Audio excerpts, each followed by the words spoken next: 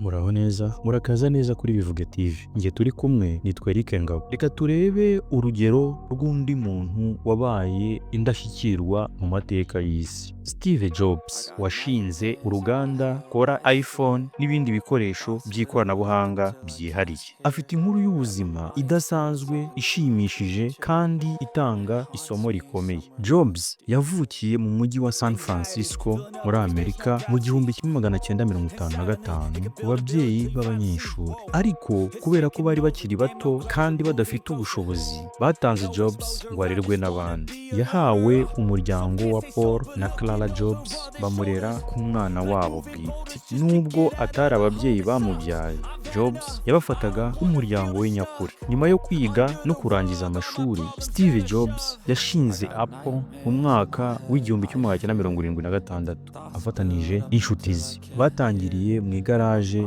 ry'ababyeyi bamureraga. Steve Jobs yanyuze mu bihe bikomeye, birimo kwirukanwa mu kigo yari yarashinze ubwe, ariko ntiyacika intege. Yaje gusubira muri Apple nyuma y'imyaka 12 maze ayihindura uruganda rukomeye ku isi rwakoze iPhone, iPad, Mac na iPod. Ibi ni ibikoresho byahinduye uburyo isi ibaho. Inkuru ye ni urugero rw'uko guharanira inzozi n'ubushake bwo guhanga bishobora gutuma umuntu agera kure cyane, nubwo yaba yahuye mbogamizi zikomeye mu buzima. Mu 1985, hashize imyaka 9 Apple ishinzwe, Jobs yaje kugirana ibibazo n'ubuyobozi, by'umwihariko n'umuyobozi yari yizaniye, John Sculley. Mbere y'uko amurokirita, John Sculley yakoraga muri Pepsi Cola, aho yari umuyobozi mukuru. Icyo gihe yabaye ikirangirire kubera ubukangurambaga bwa Pepsi Challenge,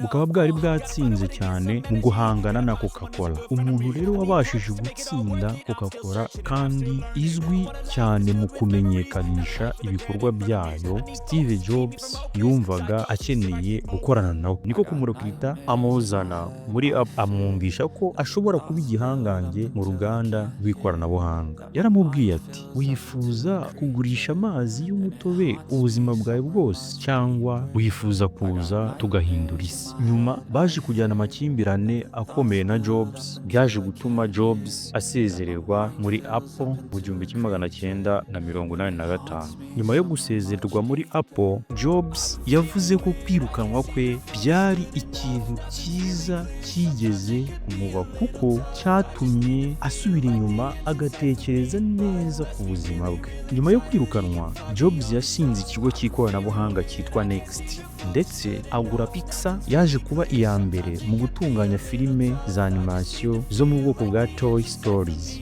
Mu 1997, Apple yari mu bibazo bikomeye by'imari ndetse yari hafi guhomba. Icyo gihe Apple buze Next Company yari yarashinzwe na Steve Jobs, maze Jobs agaruka muri Apple nk'umuyobozi mukuru w'agateganyo. Yazanye impinduka zikomeye cyane, ashyiraho ibicuruzwa bishya byatumye Apple iba imwe mu masosiyete akomeye ku isi. Urugendo rwa Steve Jobs ni urugendo usubizamo imbaraga abantu benshi. Ese twebwe n'iki twarwigiraho? Iyi nkuru ya Steve Jobs itwereka ko ibibazo atari inkuta ziduhagarika, ahubwo ni inzira zidusaba ubwitange, ubushishozi n'imbaraga zo kugera kure. Ibikomeye bishobora kuba urufatiro rw'intsinzi yawe. Ibihe bibi bikuremo ubushobozi bwihishe bugufasha kwiyubaka.